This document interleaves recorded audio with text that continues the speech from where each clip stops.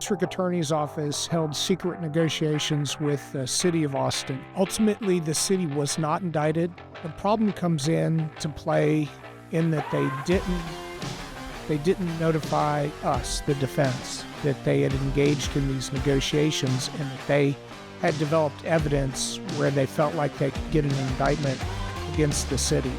Welcome back, viewers, watchers, listeners. I'm your host, Tyler Owen. My co-host today is joining us by phone, Clint McNear.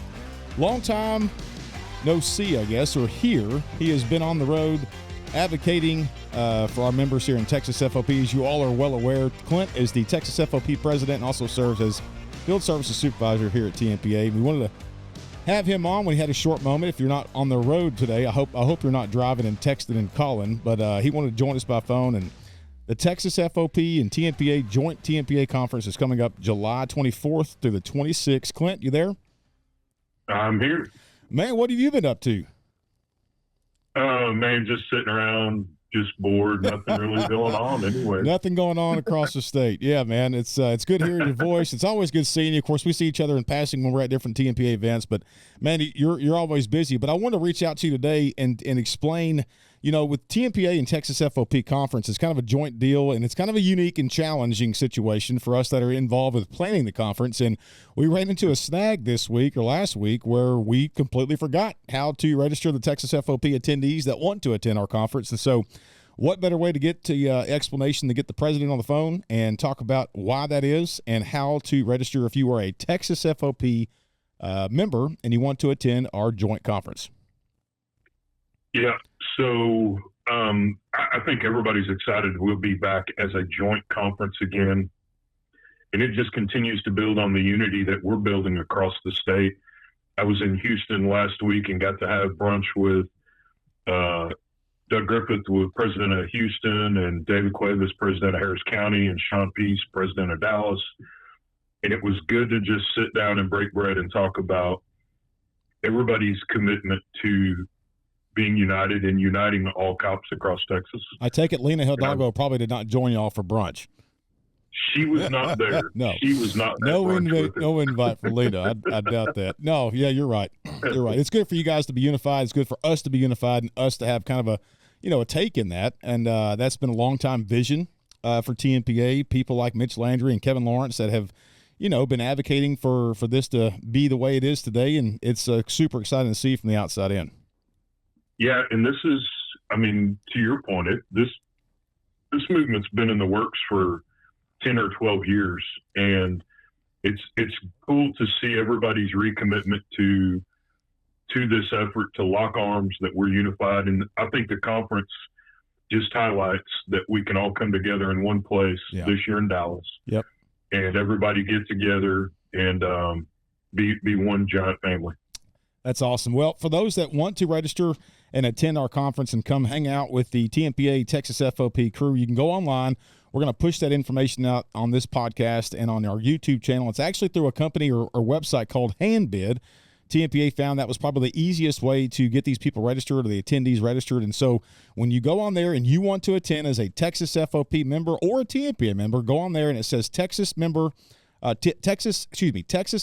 member registration. You click on that, and you do have to file some information in there about your email, your cell phone number. Super simple, and that's just to be able to track the ability for you to engage or participate in the auction later on during our conference. And for those that, money's tight.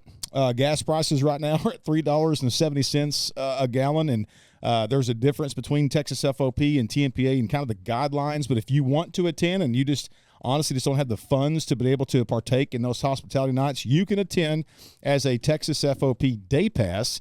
Go online to that Handbid website and click on that, and you'll be able to attend conference only, which does not include the extracurricular activities, which is hospitality night.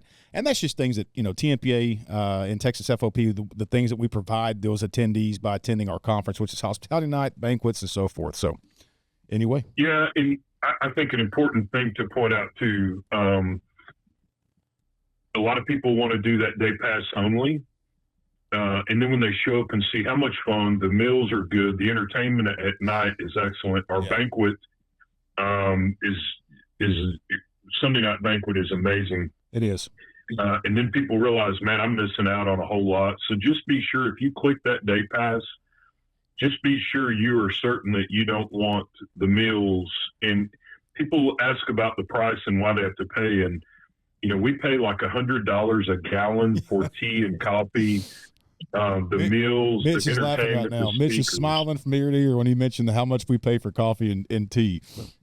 And that money has to come from somewhere. And when you look at all other law enforcement conferences across the country, our conference is really, really reasonable to attend. It is. In fact, the FOP conference in Vegas and all these other conferences I've been trying to register for and get training and continuing education, we're cheap. I mean, we're Tmpa price on our conference, and you get a lot of bang for your buck. So before you click that day pass only and show up and miss out, think before. We'd love to have you either way, but just think long and hard before you do it. We want you to come either way, though. Well, again, back to Clint's point, if you do want to attend, myself and Mitch Landry is here with us, join us on the podcast today, and me and Mitch actually had the unfortunate task of speaking with a Texas FOP person who wanted to show up as a day pass, and it honestly felt like he and I were the principals of a high school prom,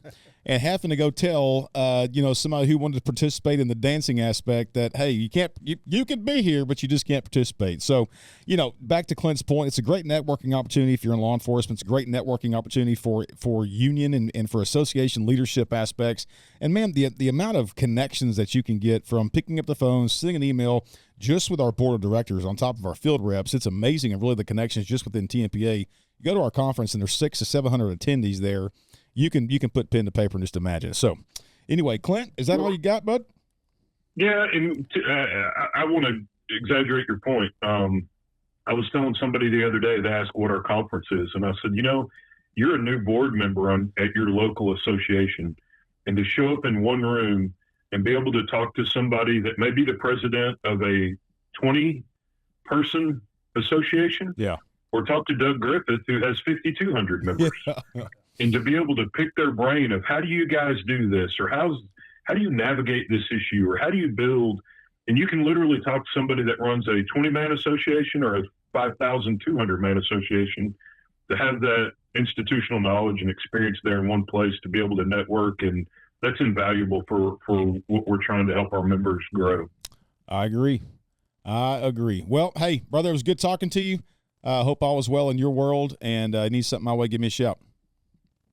Doug, Mitch, Tyler, thank you for having me on. Yes, sir. Hate to miss you guys this morning. Yes, sir. See you, Clint. That was Clint McNear, our Texas FOP president and field services supervisor for Tmpa for the East Side, which he covers Dallas down to Houston, over to my old neck of the woods there in East Texas. But like I said before, we are joined by two special guests, one being our deputy exec director, which once again, a guy that kind of runs the roost and is all over the place here in Austin with Ledge and his duties as deputy exec director. But that's Mitch Landry, our number 2 in command, and Doug O'Connell, which is a recent we've had our relationship with you for probably going on 2-3 years now. I think that's right. Yeah, it's and when I say you're a bull in a china cabinet, that's an understatement.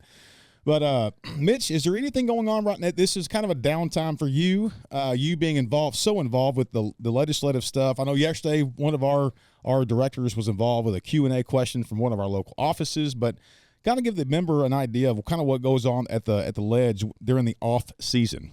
We call it the interim, and to me, it's the most important part of time during the legislation and legislative session. Is everybody thinks that's very important, but the time between the interim, that's when we get a lot done. We're out visiting with members of the House, Senate, meeting with members down at the Capitol, meeting with the staff. And that's where you're building those relationships. For sure. Because when you get into that session from January to May, it's busy. And those staffers don't have time to sit around. We're in the interim. We can go to lunch. We can go to dinner. We sit there, and so it's very important. And, of course, we just came out of the elections, the primaries. We have some runoffs that are coming up that will be very important. One that affects us is the Attorney General's race. And we have, we're involved in that, endorsed Mays Middleton on that. And so we'll see how it all falls out here in a month or so. It's going to be interesting. You prepare at times when you're not at war is the best time to prepare for war. And not that the legislative is a battleground by any means, but it certainly can be on certain days. But, it's cool to see you guys interact with the state legislators. It's cool to pick up the phone and call a state legislator or senator. And we're going to talk about some different things that we've got issues with right now with grand juries and district attorney's office and how they kind of do procedures. But it's cool that we have those relationships and have the ability to. And just a reminder for those members that constantly pick up the magazine or read something online and they're angry about a certain bill or angry that we couldn't get something passed, I encourage anybody to do this. If you're interested in contributing to the Tmpa PAC, man, do so. Money talks and bullshit walks is the best way. Those legislators down there, lobbyists, is the best way to say it. Get involved. I encourage you to get involved. Reach out to our ledge team. They are very, very, very informational, and they also want your input, boots on the ground, that are cops out there right now serving their public. So that's something that's real important you just hit on. Yeah. If our members, if they have an idea, they have a legislative agenda item, and they're like, hey, I think this is a great idea. Now is the time to contact us. Call us, email. It's a great point. Email us, because that gives us the groundwork going into session. We can decide what we need to do, get with the legislators, get the language built. It's very difficult when we get those calls the end of January during session saying, hey, here's a great idea. Well, we're a little behind the eight. Yeah. Well, So and it's kind of a frustrating thing that that this piece of legislation, that this idea would be great for law enforcement. We're too late to get it done. Right now is the talking points. But anyway, our other guest that we have on today, big news out of Austin, Texas. Again, our friend and close colleague and regional attorney Doug O'Connell is with us today to give a little backstory and current update of what's going on here in Austin. Doug, appreciate you stopping by, man. Well, thanks. Not that you've been busy or doing any news interviews, but well, we have generated some news. We have. For those that don't know, we 2020 riots here in Austin, post George Floyd, it was catastrophic to many law enforcement careers, and we're still battling those today. To include this Travis County, district attorney's office. Shortly after, I believe it was 6 months to maybe a year, 21 were indicted. It was a little bit longer than that. Okay. About a year later, 21 indicted. A couple of officers had multiple indictments, all related to their official duties during the riots. And most of this had to do with engaging rioters with less lethal beanbag rounds. Okay. And kind of give us an update of kind of a walk us through the process. We had those indicted, and then moving forward just recently, about a year ago, right? We had 19 that were dismissed of the 21. That's correct. 4 officers remain indicted. My team represents 2 of those officers, and then 2 other officers are represented by a different colleague of mine. Okay. So walk us through the current process of what recent events have kind of transpired. We at Tmpa, along with you, because your relationship with Austin Police Association, very well respected and well-rounded attorney, and you're getting bigger. We're gonna touch on that here in a little bit. I didn't say well-rounded. I meant professional and very educational. Anybody that said I'm getting bigger. No, I'm the one getting bigger. Anybody that knows Doug O'Connell knows that he's very informational and very well-educated, and he's easy to talk to. And I think that comes from your military background. And anyway, I think you were a Green Beret. Correct. I mean, that says a lot right there. But you are very understandably frustrated with how things are going with this Travis County DA's office, because you ultimately care about law enforcement and how they're treated or mistreated by this DA's office. And so give us kind of an update of what recent events have transpired. Yeah, so we have a trial date, June 1st. We're supposed to be in trial representing Officer Chance Bretches. Okay. And so we're already getting ready for trial and have been for months. In the course of preparing for trial, we learned that back in 2023, the district attorney's office held secret negotiations with the city of Austin. And what was going on was the district attorney's office planned to indict the city as a corporate entity for the actions of the police department. And you can do that. It doesn't happen very often, but that provision exists in the laws.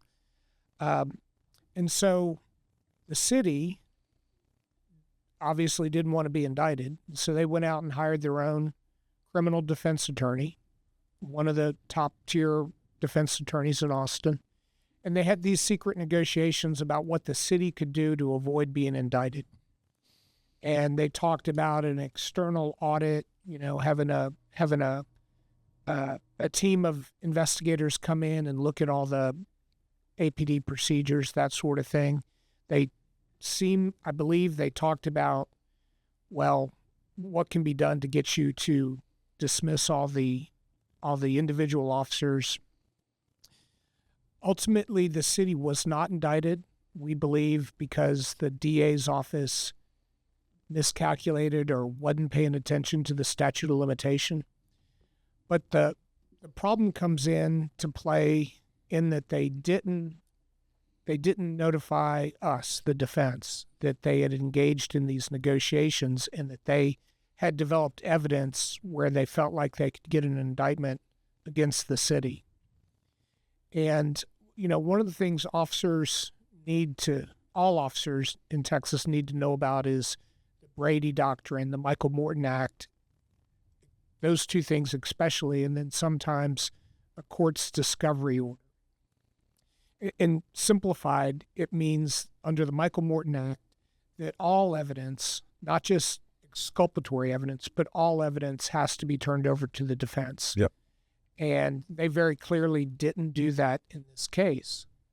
And it's a huge problem because this isn't the first time that we've caught this DA's office hiding evidence in a police officer case.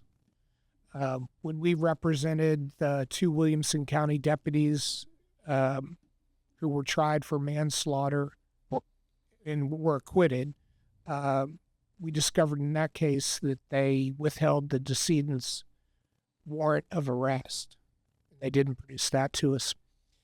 So, we'll never know whether or not they've ever given us all the evidence in Chance Bretches's case. And so because of that, we've asked the court to dismiss the case. We've filed a motion to dismiss. We've asked for a hearing. We don't know any other solution because if they come forward now and say, okay, here's all the evidence, how do we know that this time really this is all the evidence? Because they've already certified in open court that they had given us all the evidence. The most frustrating, and me and Mitch have had many conversations about this, it's frustrating because you can sit back and look at this DA's office and see what they do. And then we had the legislative side where lawmakers, I think, want to get involved and they want to change things to make it better. And listen, it's not just for law enforcement. You and I had this conversation the other day is that the scary thing about Travis County, and Mitch, chime in, you've lived here a lot longer than I have in this area. What's frustrating is that if this district attorney's office, or really anybody out there, any DA's office that's willing to withhold evidence on such a high-profile case involving law enforcement, what other cases are they withholding on, right? And so in our talks with the governor's office, and there's some information coming out today at a press conference. I think Vice President Bill Nelson is going to be there to talk about special prosecutor information that the governor's pushing. But this governor has been very critical of this office on other cases, ones that you've represented, on how he handles things and just the unethical process that this office continues to do. What makes it challenging is what's interesting is that the Michael Morton situation, correct me if I'm wrong, just happened up the road. I mean, that's the reason why Michael Morton exists today, was because of Williamson County. Exactly. The Georgetown, 45 minutes up. Yeah. And so for you, 45 minutes south at a, progressive DA's office is what we want to call them, or what he likes to identify as. For you to be progressive, you're regressing in the sense of legalities by offering those to defendants. And I think that's a travesty. But perhaps it's only in police officer cases or other cases where he has a political interest. People have asked, well, do you think he's withholding evidence in regular criminal defendants cases? And I don't know. I don't think so. I've never heard or I've never experienced anything like what we've seen in the police officer cases. And it might be that in order to take the extraordinary risk of withholding evidence, you have to really deeply care about getting a conviction. Yeah. Wherein the regular criminal defendant is not his priority. Yeah, 100%. And again, me and Mitch have talked about this. His primary goal and promise when he was elected was to hold law enforcement accountable. And to your point, I think that has possibly fogged his ability to equally try anybody, if you're not a police officer or not, is that he can't distinguish. It's hard for him to distinguish those in the sense that he's targeting cops. We've seen it multiple times, over and over again, and he's backed his political promise. The interesting thing about Travis County is this, is I think that, and Kevin Lawrence says this all the time too, is that the science experiment's over. I think that, yes, George Floyd happened. I'm not going to give my opinion on whether I disagree or agree of what the transpires or how the physical stuff happened. What was interesting and frustrating for me and us in law enforcement was that this shit happened in 2 states away, and we're paying the price for it here in Texas. That's the frustrating thing, right? And we've still got guys that continue not to be in law enforcement because of that principle. This whole situation is bad, and we applaud at Tmpa applaud your efforts in trying to get this thing completed and trying to get justice for the officers and allow them at least a equal opportunity to defend themselves in court.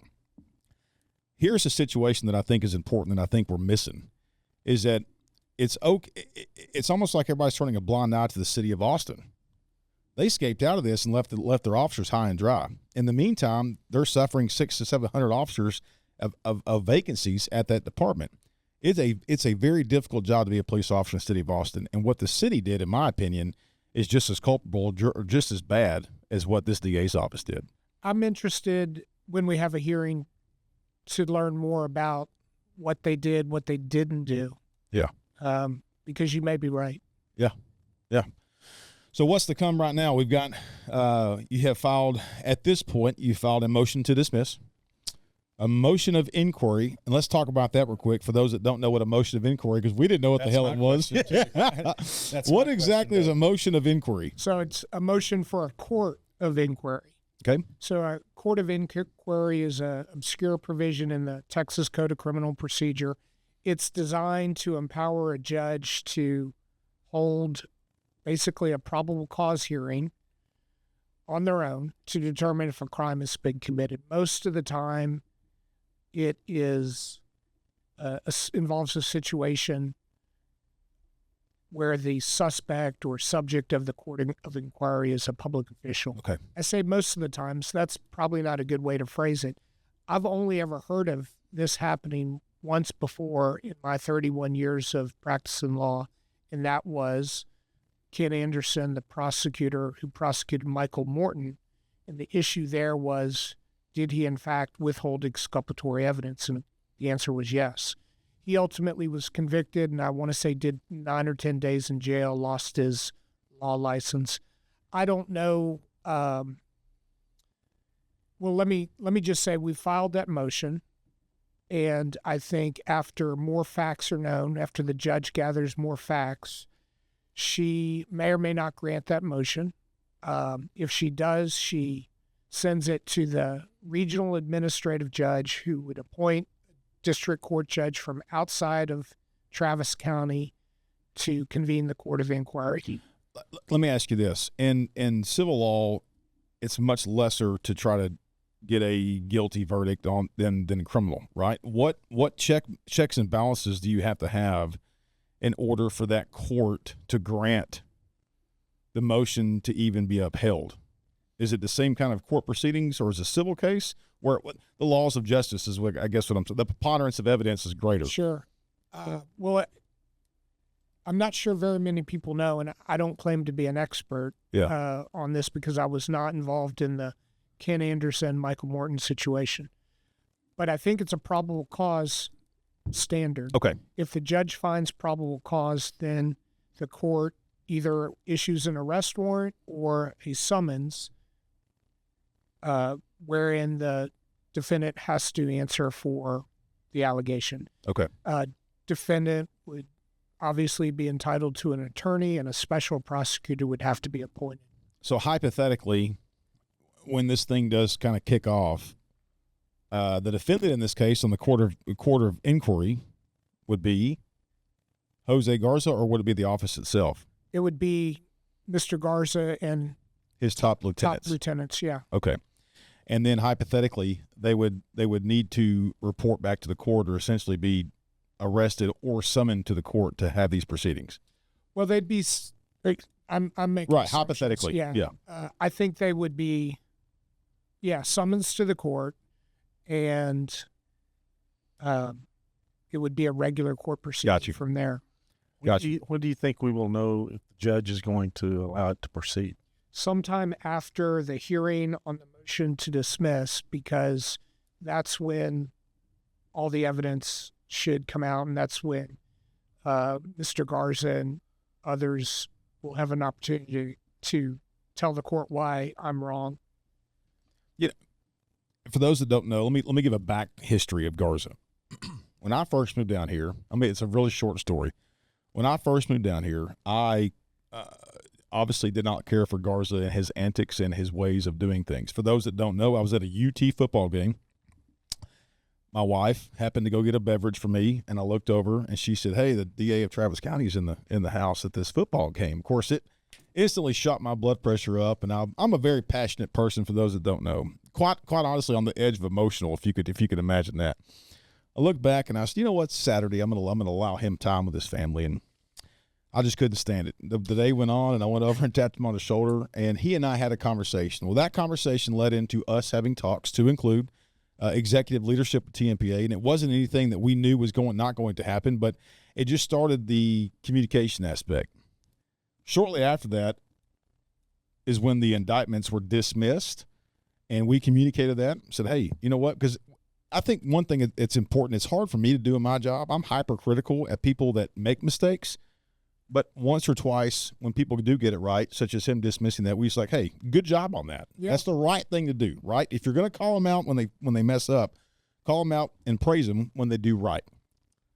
And so I'll praise him if he dismisses Chance's case and my other client, Jeff Tang. As we should. This really should never been here. But the relationship between Tmpa and José Garza has been, I wouldn't say great. It's just been on a communication level where we can respect each other in the sense of we can communicate and call him out on his bullshit when we need to. But this whole situation, and it's been ghostly quiet since December. But it's just going to be interesting how this plays out. I'm interested to see how the court of inquiry goes. I'm not saying he's going to call me as a character witness. He might call Mitch. But go ahead. Well, no, I was just going to say, anyone interested in the subject matter we're talking about right now with the inquiry and the Ken Anderson deal in Williamson County, I encourage you to go read the Michael Morton book, the biography on that. It's very interesting. You'll walk away mad. Yeah, it completely changed law enforcement in the sense of investigations. I mean, I remember writing stuff down on pads, and then it wasn't anything to the case. It was simply like complainants' phone numbers and that I would add to a case later. Well, now all that has to be included inside the case because of Michael Morton. I recommend officers, especially detectives who are working up a case to be handed off to the prosecutor, to go sit with that prosecutor knee to knee and say, "Hey, I brought my file," or "Here's my laptop. Let's go through everything in my file. I want to make sure you have it." Now, the prosecutor should already be asking for that, in my opinion, for that meeting to review. But if they're not, the officer, there's nothing wrong with the officer initiating that link up to make sure they really do have everything. Well, and to your point, we've said this multiple times in this podcast, is that you would think, and I'm not suggesting that when a cop messes up, we will be the first one to say that was wrong and he should be convicted or dealt with appropriately. But to your point is that's in a real world where cops and prosecutors should be on the same team. Yeah. What we're seeing in the Kim Ogg days of Harris County, it's a little bit different now with Sean Tier, the Creusot days in Dallas County, and now Travis County, and even Bexar County down there in San Antonio.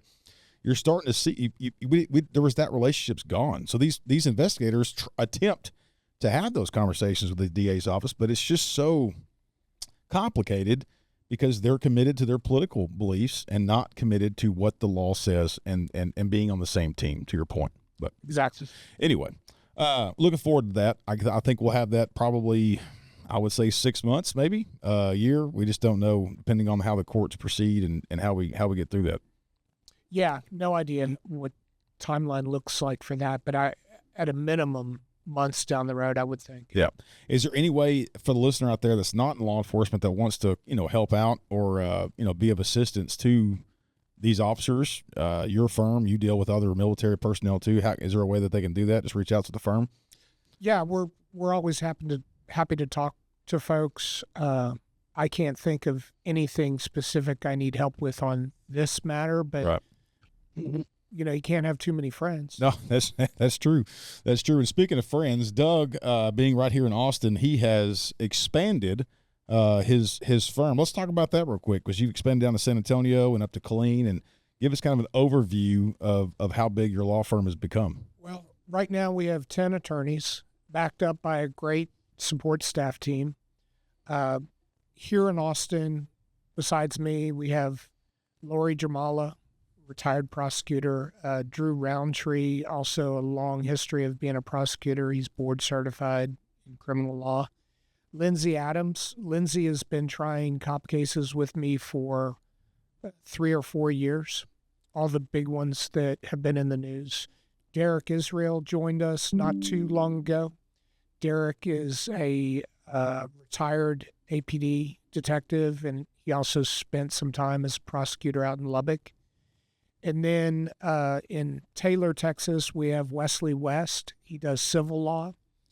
Down in New Braunfels, San Antonio, we have Amber Wagner. She's actually out on OIS now. Yep. Tren Warner, who does family law. Scott Walters, who does military law. We call Scott Walters Old Scott because he's been with us a while. And now we have new Scott, where we've just added Scott Hughes up in Killeen, Harker Heights, Belton area, Bell County.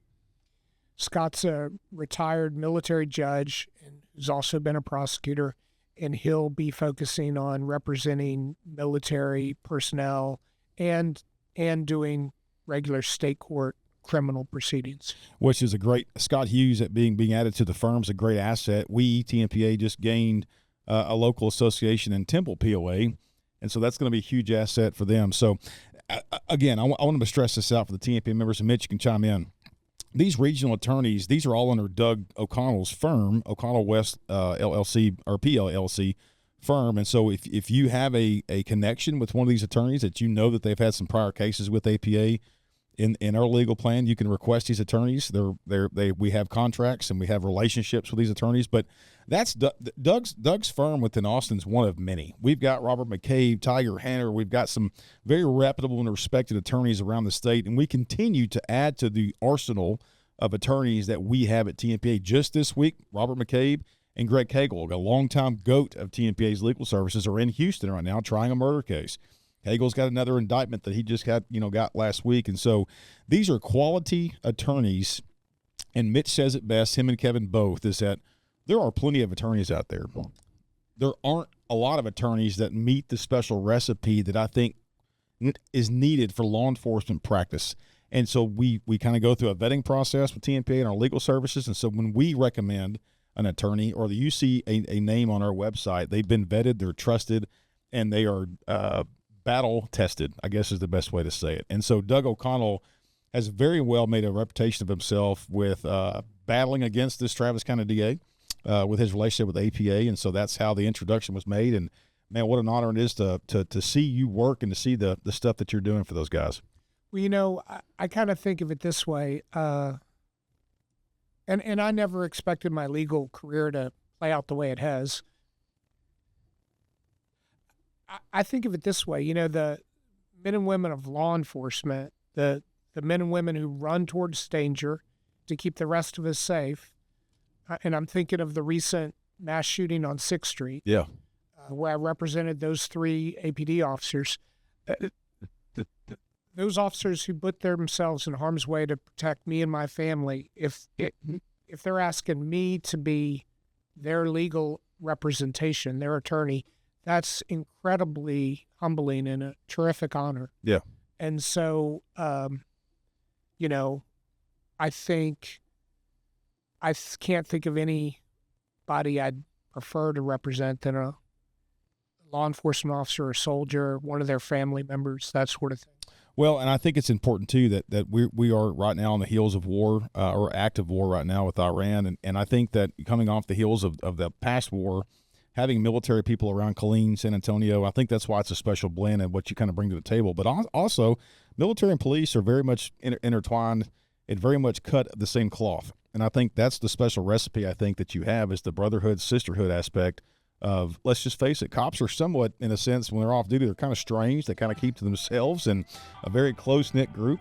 And you have to understand it in order to communicate with those kind of people. And so that I think that's the special blend that you have. I think you're probably right. Yeah. So anything else, Mitch? I just wanted to tell Doug how much we appreciate you. And not only you, Doug, but all of our attorneys around the state. For sure. What you hear from Doug today is what you hear from every one of our attorneys around the state, whether it's in Dallas, Fort Worth, Houston. You're just as passionate about protecting our members and representing them as Doug is, and we're very fortunate to have them. We are, and we can continue to name plenty of them that just continue to go out day in, day out. Bob Borsky, one in Dallas, Lance White, those kind of random more. We've just gotten a phenomenal list of attorneys to choose from. And it's hard. It's hard to choose from because you don't know which one. But the man sitting to my right, definitely in Austin, him and Robert McCabe, as far as the criminal aspect, I think are two of the top notch in Central Texas. And it's an honor to work with you guys on the communication side. So thank you for what you do. So, all right. Well, that's it from us, the Tmpa Blue Grit Podcast. Mitch, appreciate you stopping by, man. Don't be a stranger. Grabbed me in the I did. I grabbed him and said, come on, we're coming down here to the Blue Grit. Doug, I appreciate you stopping by again, man. It's always a pleasure to get you on Blue Grit. July 24th through the 26th, Tmpa Texas FOP Conference. We are going to be in Dallas at the Hyatt Regency. It's going to be a party. It's going to be a good time. Don't be cheap and get the Texas FOP pass for you Texas FOP members. Go ahead. Attend. You're going to have hospitality night, get a little alcohol in you, get a little fun casino night. Our agenda for that may come up as a surprise for those that have attended conference before. We may do things a little bit different with moving potentially the banquet to Saturday night or the casino night. But the reason why we're doing that is we're trying to maximize, number one, our attendance of the banquet, but number two, we're trying to maximize, that's our only really big benefit for our TMPA charities, for those that don't know, is our conference. And so we always try to is the juice worth the squeeze? Is it something we need to kind of reevaluate? And so that's one thing I always appreciate about Mitch is we do butt heads sometimes on different things, and I've given him more gray hair than what he has wanted, but he's always willing to kind of look at the bigger picture and say, man, is this the way we should do it to maximize the stretch and get those dollars out there and make money for our TMPA charities, which is something significant, and it's an honor to be a part of because it goes back to you, the members. And so anyway, hand bid, I'm going to put the link right here in this section. Get on there, register for conference. For you vendors, for you sponsors and vendors out there that have your own local business, for you cops out there just starting your own business, this is a great opportunity for you to come and get a vendor booth and meet and greet and network and see what you've got to offer. So anyway, that's it from us at Blue Grit Podcast. Appreciate you guys tuning in. You guys take care. Stay safe. God bless you. And as always, may God bless Texas. We're out.